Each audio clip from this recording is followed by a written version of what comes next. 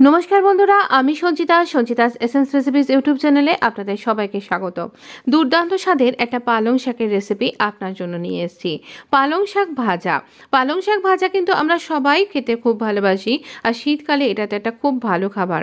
এখানে কড়াইটা গরম হয়ে গেলে আমি সর্ষের তেল দিয়ে দিচ্ছি। আপনি যে কোনো তেল কিন্তু ব্যবহার করতে পারেন। এখানে তেলটা দিয়ে দেওয়ার পরে আমরা এখানে দিয়ে দেবো 5 ফোড়ন বা 5 স্পাইসেস।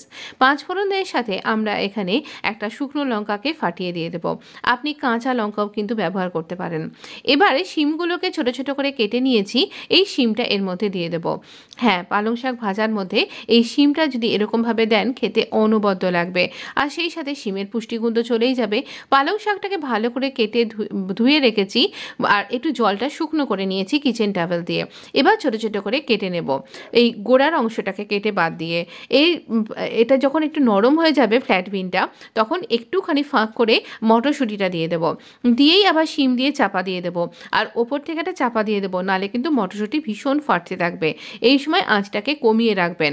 আর এইবার একটু একটু করে পালং শাকটা কাটবো, আর একদম ঝিরিঝিরি করে, একদম যতটা ঝিরিঝিরি করে কাটতে পারেন সেইভাবে কাটুন, আর এইরকমভাবে দিতে থাকুন। এখানে খুব বেশি পালং শাক কিন্তু নেই, যেহেতু শিম আর মটরশুঁটি রয়েছে। প্রথম পাতে খাবার জন্য একেবারে অনবদ্য। গরম ভাতে এই শাকের রেসিপিটা অসাধারণ লাগে। আপনি পুরো ভিডিওটা ওয়াচ করুন, তাহলেই বুঝতে পারবেন।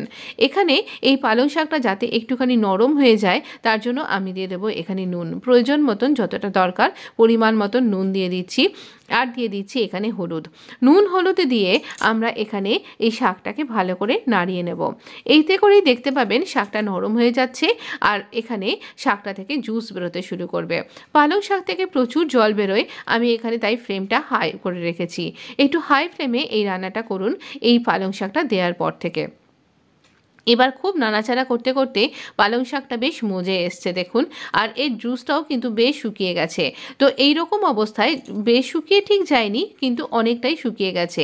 এই পর্যায়ে আমি আগে থেকে পোস্ত কাঁচা লঙ্কা দিয়ে বেটে রেখেছিলাম। যতটা শাক সেই পরিমাণ মতন এখানে পোস্ত নেবেন। আমি এখানে 3 চামচ পোস্ত দিয়েছি, তো এইখানে পোস্তটা দিয়েছি, আর একটা কাঁচা লঙ্কা দিয়ে এটা বেটে রেখেছি। এবার এই পোস্তর সাথে এটাকে ভালো করে মিক্স করুন। এখানে কোনো চিনি ব্যবহার করবেন না। অসাধারণ লাগবে প্রথম পাতে, খুব খুব ভালো লাগবে এটুকুনি বলতে পারি।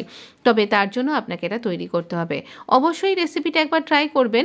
পোস্তটা দিয়ে ভালো করে নাড়াচাড়া করে একদম গা মাখা করে আমরা এটা রান্না করে নেব।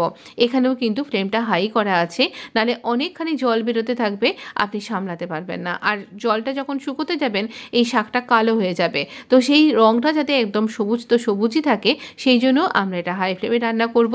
আর জলটা যখন শুকিয়ে যাবে সেই সময় আমরা এটা সার্ভ করে দেব।